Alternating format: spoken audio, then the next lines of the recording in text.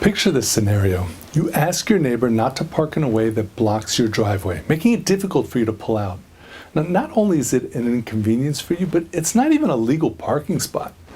Well, you go out in the morning and sure enough, your neighbor's car is parked exactly where you asked him not to.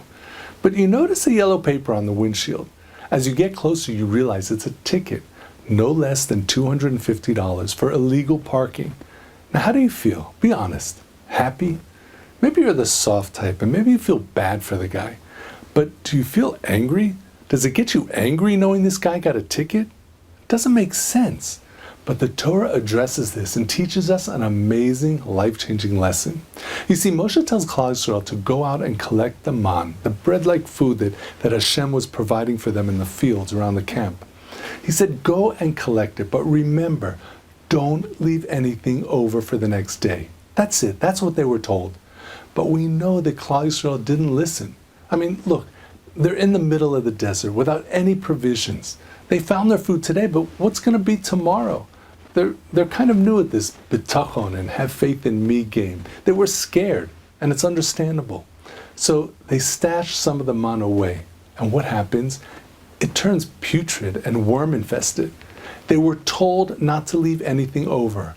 And what are the next words in the Torah? Moshe gets angry. Why? Isn't that like the guy who got a ticket? They did something wrong, they got their punishment. Why be angry? Well, listen to this beautiful explanation. You see, when Moshe told Klal Yisrael, don't leave any food over for tomorrow, he was telling them that as you finish your dinner and you start stressing out, realizing you have no more food, realizing that you are in the middle of the desert, a dangerous place, and by natural means, you have no chance of survival. At that point, remember Hashem. Work on your bitachon, your relationship with Him. You see, our purpose in this world is accomplished in 3 stages. The first stage is to recognize Hashem, realize He exists, and try to see Him in the world, in nature, in science, in history. Stage 2. After you begin to uncover Him in the world, you start to get blown away by His awesomeness, how He's taking care of all the needs of the world, including our own personal needs, and basically performing daily miracles that we might take for granted. And then there's stage 3. We simply tell ourselves, who are we to second guess Hashem? We realize that He runs the world with a plan and executes it with tremendous love and kindness. We're fine with whatever He wants. His will becomes my will. Now, if we can accomplish these 3 stages, do you think we would have any worries? Would we need to get angry? Can anything upset us if we know Hashem in His wisdom and His kindness said this is what we need?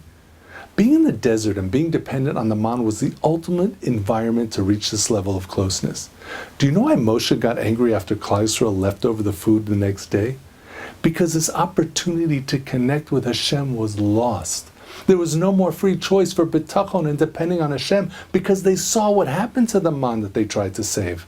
Now, of course, they're not going to hide away any food, but not because they have full belief in Hashem that He'll bring more tomorrow. Because they don't want any worm-infested, putrid food in the house. They hope Hashem will bring the food, but truth be told, they aren't 100% sure He will. Moshe got upset when there was a missed opportunity to strengthen our bitachon.